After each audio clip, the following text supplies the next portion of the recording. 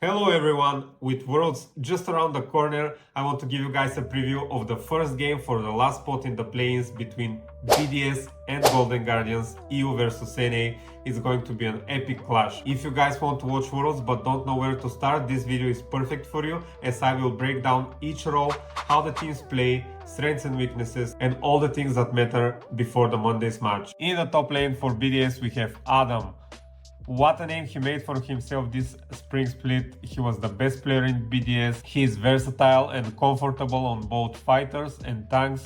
His Olaf, Darius and Garen were just amazing. This versatility gives BDS a lot of choices during drafts, making it harder for opponents to predict his moves. His top picks are Olaf, Darius, Garen and Sion. He was also really good on Malphite, but he did some questionable decisions in one of his games with Malphite. On the opposite side we have Licorice from Canada. He's the top laner for Golden Guardians.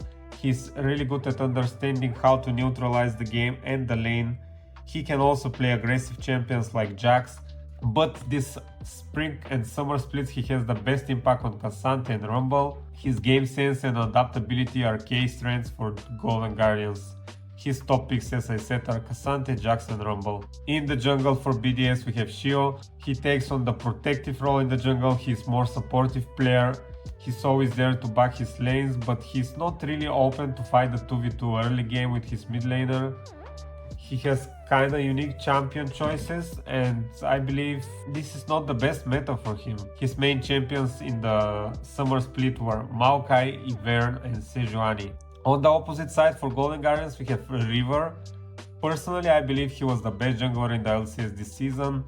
He is constantly on the look for opportunities to help Golden Guardians get an early lead. He plays the 2v2 with his mid laner exceptionally well. His best champions are Kindred, Viego, Jarvan IV.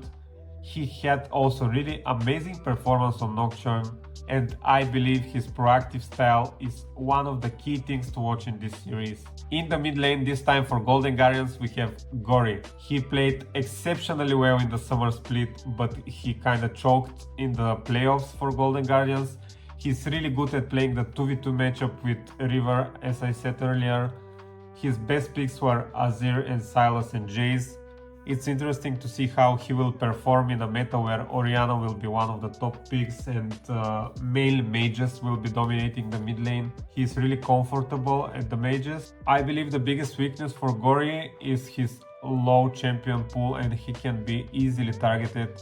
It's really interesting to see if he can bring back his performance from the summer split, or he will be more of a shaky player this time around for Golden Guardians. On the opposite side for BDS we have Nuke. He's excellent at controlling the lane. He plays exceptionally well in the early game. He was playing amazing series against SK in the playoffs in the finals. He's becoming a top tier mid laner from my point of view. He was not delivering really good in the summer split, and in the spring split he was kinda the neutral player in the BDS. They were more focused on Crowny and Adam carrying the games, but he played exceptionally well against SK in the playoffs, as I said. And it's really interesting to see how he plays now. The meta fits him. His top picks are Azir, Cassiopeia, Tristana. He's really good at Orianna as well. At the bot lane for Golden Guardians we have Stixxay and Huhi. Like, they had amazing performance in MSI, probably the best NA performance ever from a bot lane duo that I've seen. They're also one of the most experienced players in NA. They're just solid. Huhi's playstyle is a mix of unpredictability and versatility. Sometimes he takes some questionable risks and sometimes they pay off big. His white champion pool allows GG to be flexible during drafts. I am expecting to see a lot of priority on Ariel and Aphelios and Kai'Sa for Golden Guardians. On the other side we have Crowny and Labrov. Labrov was a solo queue legend, one of the best supports in the solo queue ladder, and now he's becoming one of the best support in the LEC. His understanding of the game, especially in the dynamics around mid-jungle support rotations, his 3v3 is just a top-notch. He's always at the right place at the right time. His best champions this summer split were Rakan and Lulu. However, I don't think we should just limit him on enchanters. I think his Rail and Blitzcrank can be also really good if he brings the confidence, he will dominate. And Crowny, we have Crowny, like this is the best player to never reach Worlds, I feel like. His Caitlyn is exceptional. He can gap the lane really fast, like the way that BDS plays around bot timings is just insane. I really believe BDS has an edge in the bot lane in this matchup. Yes, they lack some experience on the Labrov side, but I do believe they have the stronger bot lane, and it will be really interesting to see how they match against Tixey and if they can dominate. Crowny's top picks are Xayah, Caitlyn and Zeri, and it will be really fun to see how they play.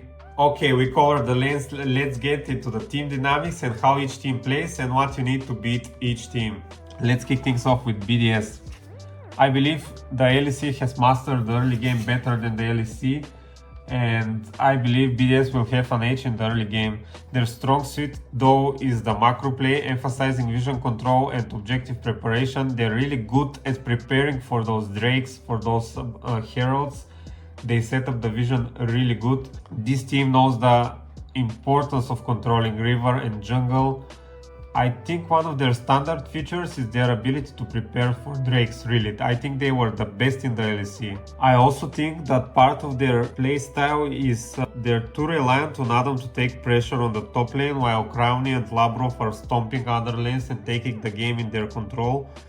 I think this is their playstyle and this is their main strength, but I also think this is their biggest weakness. And also they're way less experienced than Golden Guardians. This will be their first Worlds appearance in a way, so we shall see.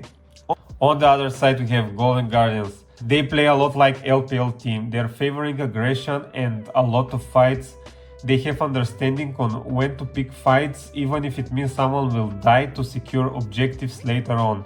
What I mean by this: for example, they will fight when nothing is happening on the map. They will group as 5 players and force a fight, and this fight, even if 1 dies or 2 dies, they will burn flashes from the enemy team, and when the next objective is coming, the enemy team will not have the key summoner spells and they will be easily targeted. I strongly believe this is their biggest strength. It's interesting for me to see if they can survive the early game against BDS, because a lot in the LCS they have really shaky early games, but somehow they always managed to win in the mid and late games. Despite being the best in the LCS in the split, they had really poor performance in the playoffs. They choked really hard for me. If Golden Guardians want to beat BDS, they need to execute these 3 things perfectly. 1.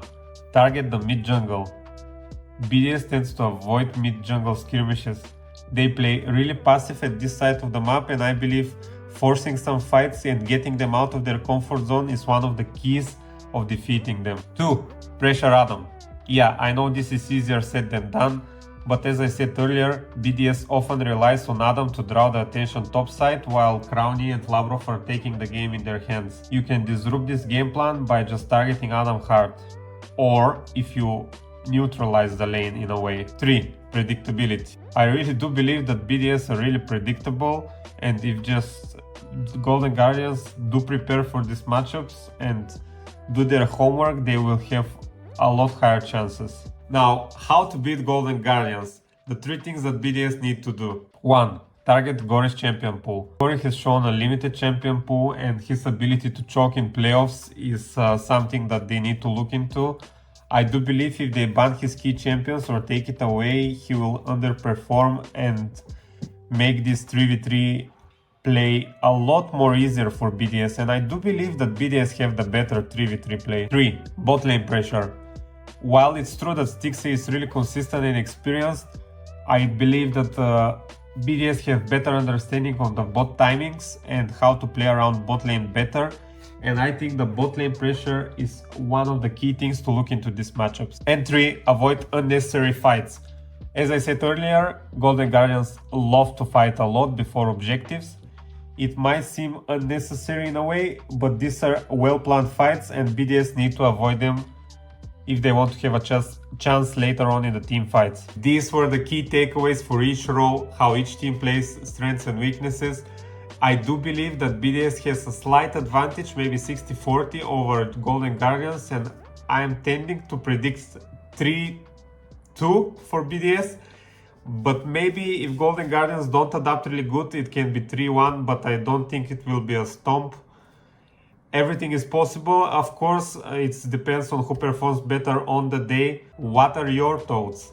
Let me know in the comments below. Who do you think will win, Golden Guardians or BDS? Are you ready for some NA versus EU hype?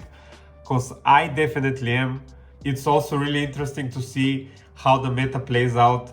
What will be the stronger picks? A lot of players are predicting LeBlanc or Rihanna for the mid lane. There was some broken LeBlanc build. The top lane, can Gangplank get back into the game? A lot of things are happening. I'm really excited. I hope you guys are excited as well. If you want to see more videos like this one, please let me know in the comments. This is the first video like this that I'm making. I'm really new to the YouTube, so let me know if you want to see more things. Thank you guys, and bye bye.